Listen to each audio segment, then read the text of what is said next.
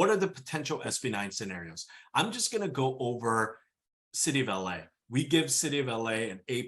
Why? Because they actually took the minimum standards of SB9 and they went beyond that. They're now allowing you to do much more than the minimum standard, which they get an A+.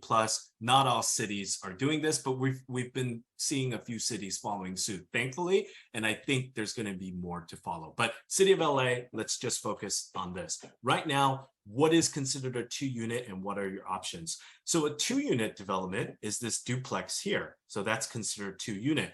But the City of LA says, well, since a 2-unit attached is a duplex and is considered a multifamily, then we'll allow you to also build ADUs to the multifamily ADU law, not the single family ADU law. There's 2 distinct ADU laws out there, right? So in a multifamily ADU law, you could build 2 detached ADUs on that lot. Again, this is all assuming you have a big enough lot, your the setbacks, the separation between buildings. There's all these other guidelines they have to follow, but assuming you do follow it and everything is good to go, the potential is there. You could build 2 detached ADUs here. This is huge. It's a huge opportunity. Remember, a 2-unit development does not trigger owner occupancy. So even for investors and developers, if you're looking for properties in LA and you want to build them as build to rent, as pure rental properties, and you don't want to live in one of these units, you can if you go with this strategy. The other strategy here, or the other thing that's allowed, is if you had an existing single family home, then what you could do is you could just build 1 additional single family, and then you can also convert the existing single family space into a JADU. What is a JADU? It's a junior ADU. It is within the building footprint. So your house existing structure footprint maxes out at 500 square feet, and it has to have its own entrance. And there's some other guidelines here, but essentially it's a room conversion, but you also created entrance for it as well, a separate entrance to the main home. So right here versus here. And then the last one that this was a recent update in March is previous to this. Last year in LA, they were only allowing 2 single families separated, right? This one too, but if you didn't want to go with the duplex, let's just say the property is in Rancho Palos Verdes. Well, Rancho Palos Verdes, I know it's not within the City of LA, so let's change that example. Certain parts of Hollywood Hills, Woodland Hills, right, in these areas that are still considered LA City, but in that submarket or that neighborhood, it's probably behooves you to build 2 large single families, and the market doesn't want duplexes and ADUs, right? It's not Culver City, or it's not Mar Vista, or it's not Westchester. It's in neighborhood. So then you would default to this. But previous to this, you could only build 2 separate single families. The new update says, well, we'll allow you now to also build a detached ADU as well. So what does this mean? You could essentially build 3 units by right, even though the law says 2-unit development. They're allowing you to combine SB9 and ADU. So now you're really getting to 3 units versus 2.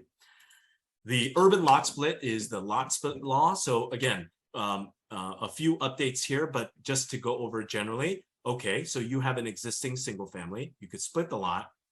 You could build another single family, or you could build a duplex, or if it was a duplex, sorry, let me make that clarification. This SB9 can only be utilized if it's an R1 zoning or R1 equivalent zoning. So it can't be R2s, R3s, R4s. This is only single family zoning.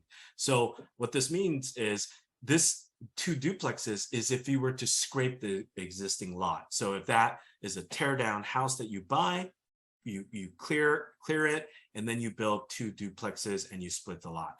And then this example here is an update. Again, is they're adding the ability to split it, have 2 single families, which again was this, but then now they're saying, oh, you can, if you have room in the lot, build a detached ADU, and then even in the existing home, you could convert space as a junior ADU. So that's a new update for this year. And then obviously this option was available as well last year in LA, which is, oh, you could scrape it, you could build a duplex, but then you could also build 2 separate single family homes as well. So again, all of these have pros and cons, and the decision is driven by lot size, sub-market, where you're at, are there power lines, are there trees, where is this lot, where is this neighborhood? So there's a lot of variables here, but generally speaking, these are your options for urban lot split in Los Angeles. So let me go through the title of this webinar is house hacking. So I'm only going to go through one scenario. You could reach out to me in the future directly, and I'll go through all of this analysis with you if you're a developer, if you're an investor, or if you're even fractionally buying. You and 2 other investors or partners are looking to do this and split costs and on all of that stuff, great. Then you would want to build max and all of that stuff. So let me highlight, this example is just for one potential home buyer looking to buy this property right now. I think this property is already pending. So, but I wanted to use it as an example because you could look this up right now and see it on the Zillow or MLS, right? So this is in Westchester, 8424 Loyola Boulevard, and it's listed for $1,215,000. Okay, so again, my example is just for that one homeowner, keeping construction costs sized low enough and manageable and still offset with rental income coming in. Okay, so there's more buildable here, but I'm not going to go through that in this webinar. But for this example, for this new home buyer, you have the opportunity to build a 1,600 square foot single family home in the backyard. Again, you could lot split, you could non-lot split. That's the beauty. You could just do this by right. The existing home is 1218 square feet. So you're getting total of 2,818 square foot buildable on this lot size, 7,876. So, okay, well, how much will it cost to build that? So for this example, again, I want to stress, I'm using a 300 per square foot quote.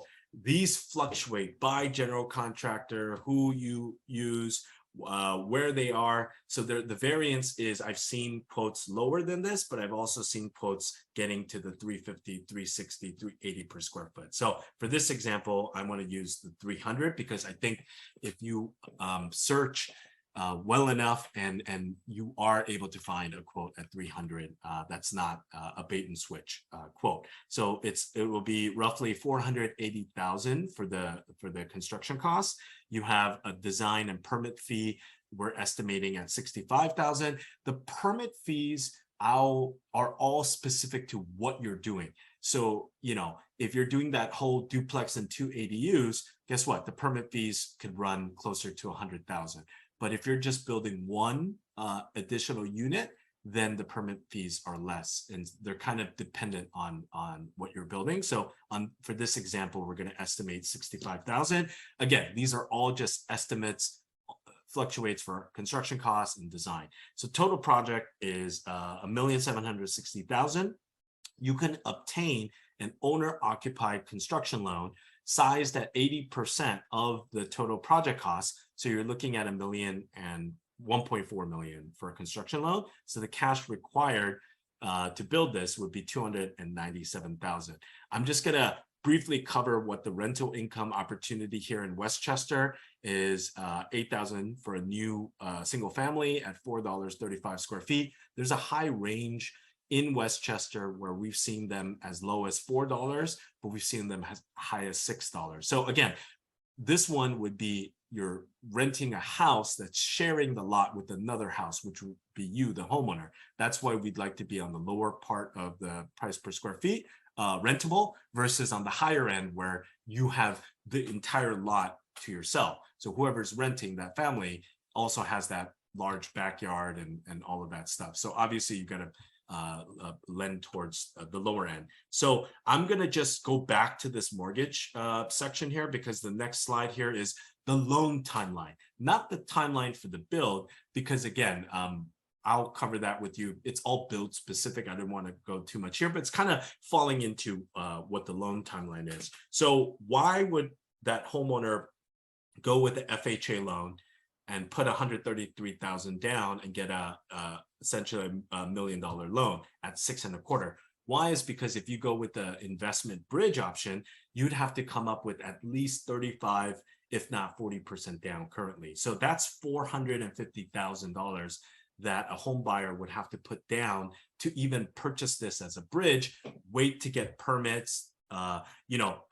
Ultimately you'd have to work with the GC, the architect, get your design, schematic design, construction documents all ready to go, and the permit application, and then submit for the permit. And then that process could take anywhere from 3, 4 to 6 months. So, you're having to come up with 400,000 down and carry that interest cost, which is higher than 6.25 for 6 months. This is speaking to the home buyer that's qualified to get a FHA loan. So you have W-2 or tax reportable income, right, in your tax returns that shows your income. So you could qualify. We're making all the assumptions that you have your credit FICO score. FHA is a lower tier, but ideally you want to be at 700 FICO, but you could do this at like 650 or 660. But the income is important. As long as your income, then you could qualify. So this $6,658 is the loan principal and interest. Tax and insurance, $2,200, or private mortgage insurance, because FHA requires private mortgage insurance, property tax, and insurance to be paid as well. So your total housing payment bridge until you get permits is $8,923. So you will carry this until you get your permits, and then you'll go ahead and get the owner-occupied construction loan. Now, as I had said, it's $1,408,000 for owner-occupied construction loan at 7.25. But these owner-occupied construction loans are only limited to 2 units. That's why this is in play. If this was an example doing 3 or 4 units, then I would default to an investor construction loan, which would be a much higher rate, much higher down payment. Well, around similar. It's still 80% size to loan to cost, but the rate would be much higher because they want experienced developers. I do have loan programs for a first-time developer, but that rate's going to be in the 12 to 12.5%. So obviously, this is more ideal to be able to lock in a 7.25. Now, you're actually locking this in because this owner-occupied construction loan, it's structured where you have 11 months to pay interest only. So $8,506 is interest only at 7.25 for 1.4 million for up to 11 months. We're showing an example that you only need 9 months of this and it'll cost you 76,000, but you have up to 11 months build time, and then it'll automatically convert into a mortgage at 7.25. Well, why is that good? Because mortgages right now, current rates are actually higher than 7.25. They're probably at this, loan amount or what have you. Or if you weren't building this yourself and you were buying something that was 2 units, you're looking at 8% plus. Okay, and then what would be the exit or this? Well, how would you stabilize this? Well, you would refi this at, it auto refi. Sorry. So once you're done with the construction and you get a certificate of occupancy or your C of O, then it'll auto convert into this mortgage, which would now take it into this breakdown where you have your principal and interest payment would be about $96.05. Your property tax, we're estimating property tax because on new builds, the county assessor goes out and estimates based on what you've submitted as your budget for construction, and there could be a little bit of a premium on top of that. So it's really hard to estimate where the assessors are going to assess this, but we put in our own estimate based on the likelihood of what it would be for this build. So $2,100 for property taxes on a monthly basis. Again, right? This is just per month, and then your insurance at $150. Again, estimated. You really have to get insurance quotes to figure out what it will be now to insure both homes or both properties. But for this example, we're showing $11,855 as total monthly housing expense for at stabilization. Okay, so I'm going to go back here now, and this is the important part. So now that you've built this new 1,600 square foot home in Westchester, and the potential rent is $8,000. Again, we are doing our rent analysis to come up with $435. The variability again is based on where this is specifically. We're looking at rent comps, and ultimately you don't know. You put this out in the market and it really depends on the tenant that you sign, but we see a lot of what do you call it, sold rent comps. So these aren't rent comps that we're looking at that are out currently asking for a certain rent. We're basing this off of what rentals have already been signed and already leased up in Westchester, and it's really a good submarket or neighborhood that we really like. And so we're coming up with 8,000. So how does that look? So this one, we were fluctuating between the 7 or 8. So I wanted to be either on a conservative point of view and say, fine, what if the range is 7 to 8,000? So even the worst case at 7,000, and you have the 11,855 total housing expense offsets with the rent, and now your net housing expense $4,855. So, okay, well, how does this compare? Well, even without the added valuation increase by building this at, and now the valuation is obviously above $2 million conservatively, right? And up, if you were to purchase this property, 1,215,000 on a 20% down conventional, your total housing expense would be $7,850 because of what the rates are now, property tax and insurance. So you're already seeing a $3,000 a month savings by building this additional single family home, renting at either the range would be 7,000 to 8,000. So obviously the higher rental you're able to get, the more of the offset. But worst case, if it rents for 7,000, you're still seeing a 3,000 a month savings. So how does that apply? Well, again, that 3,000 is still less than what you would have paid if you just put 20% down on this property. So I'm not even going into the valuation increase because that even becomes more subjective here. So anyways, so that goes to the loan and the timeline. How do you get started in understanding what you can and can't build? Could this be a potential home purchase? I want to do something like this. You start with Brickwork. So we provide these reports. It's we'll take a look at the property. This is masked on Revit and Rhino, which are architectural softwares architects use, right? The softwares that architects use, we use as well to come up with scenario 1, scenario 2 on a property to go through this. In this example is existing house. They had a garage here. They were looking at either converting the garage into an ADU or not, and then they were looking at building a 2-story single family at 1,700 square feet. So we give you the existing conditions, we give you the buildable square footage. We're able to also go through parking, height, setback requirements, like all of that stuff comes in to play for 2 scenarios. Scenario 1, scenario 2, and that's $300 per report. We are ready to help you through all of this process. And so that's it for the